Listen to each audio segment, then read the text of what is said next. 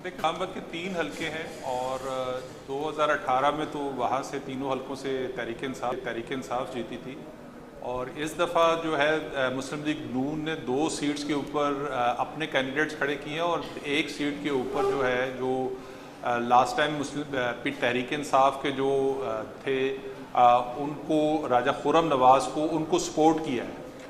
और जो इनके तारिक फजल चौधरी साहब हैं जो राजा खुर्रम के मुकाबले में पिछली दफ़ा इलेक्शन हार गए थे, वो इस दफ़ा NA 47 से लड़ रहे हैं। ये इमरान खान यहाँ से इलेक्शन पहली दफ़ा जीते थे, फिर उन्होंने ज़िमनी इलेक्शन में यहाँ से अली नवाज़ अवान जो है वो इलेक्शन जीते थे। तो ये बेसिकली पहली दफ़ा जो है तारिक फजल चौधरी राजा खुर्रम के साथ कमिटमेंट के बाद जो है वो इस हल्के में शिफ्ट हुए हैं। तो यहाँ पे जो सबसे बड़ा फैक्टर है वो ये है कि जो तहरीक इंसाफ का एक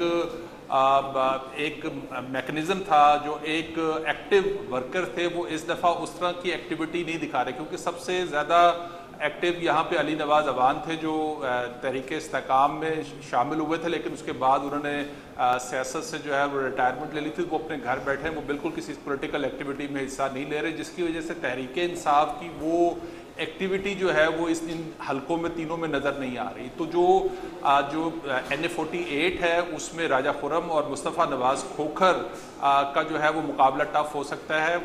वैसे तो मुस्तफ़ा नवाज़ खोखर जो है NA 47 में भी खड़े हैं, लेकिन वहाँ से जो है उनकी इतनी कोई मुझे नहीं लगता कि वो कोई अच्छा वोट बैंक ले सकेंगे। जो NA 48 है वहाँ पे लास्ट टाइम अफजल खोखर खड़े हुए थे, वो 34,000 से ज़ायद वोट उन्होंने लिए थे। तो खोखर्स का जो वोट बैंक है वो NA 48 में है, तो वो हो सकता है कि वो राजा खुर्रम और जो खोखर जो है उनके दरमियान कोई अच्छा मुकाबला हो सके।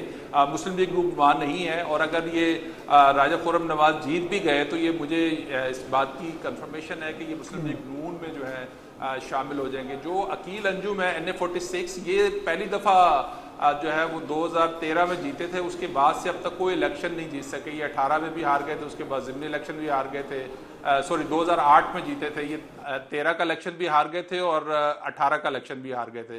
तो अब देखते हैं कि वो यहाँ पे क्या परफॉर्मेंस दिखाते हैं। इम्कान यही है कि मुस्लिम लीग नून जो है वो इस सीटें निकालने में कामयाब हो जाएगी, क्योंकि जो अपर पंजाब का और इस्लामाबाद का जो हमने डायनेमिक्स देखे हैं, अपर पंजाब के अंदर हमने देखा कि 2013 में मुस्लिम लीग नून की हुकूमत बनी थी, तो इन मोस्टली हलकों के अंदर मुस्लिम लीग नून के कैंडिडेट्स जीते थे। 2018 के अंदर जो मुस्लिम PTI की हुकूमत बनी थी, तो इन मोस्टली हलकों के अंदर जो है तहरीक इंसाफ के कैंडिडेट जीते थे। तो बाकी जो पंजाब की निस्बत जो अपर पंजाब है, इसकी डायनेमिक्स वक्त के साथ साथ उसमें जो है वो तब्दीली आती रहती है। कैंडिडेट्स नाम बहुत बड़े बड़े हैं इन अटक से लेकर जेलब तक, लेकिन इनमें कोई जीतता है कोई हारता है, ये हर इलेक्शन में की डायनेमिक्स बदल जाती हैं इस वजह। तो ये इस वक्त भी कुछ इसी किस्म की सूरत हाल जो है वो हमें नजर आ रही है। अटक के अंदर जो है जहां से पंजाब के हलकों का स्टार्ट होता है, NA 49 50 में जो है मेजर ताहिर सादिक जो है NA 49 में उम्मीदवार, जिनका आखिरी वक्त में अदालत के हुक्म पे ऊपर नाम शामिल हुआ। ये आदिल, थैंक यू। जी, Adil, thank you very much.